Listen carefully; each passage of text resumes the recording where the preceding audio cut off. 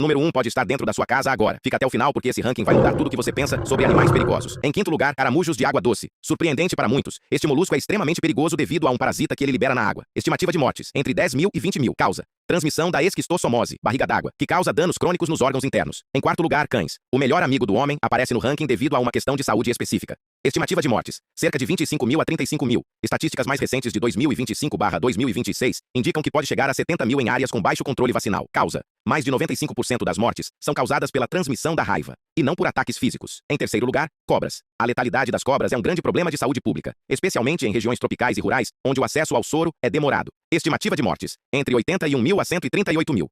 Causa: envenenamento neurotóxico ou hemorrágico. A víbora de escamas serrilhadas é uma das que mais causa óbitos mundialmente. Em segundo lugar, seres humanos. Embora tecnicamente sejamos mamíferos, estatisticamente somos o segundo animal que mais causa mortes em nossa própria espécie. Estimativa de mortes, cerca de 430 mil a 475 mil. Causa: homicídios e conflitos armados. Em primeiro lugar, mosquito. Lidera isolado o ranking. Não é a picada em si que mata, mas os patógenos que ele carrega. Estimativa de mortes, entre 725 mil e 1 milhão. Causa: transmissão de doenças como malária, principal causa, dengue, zika e febre amarela.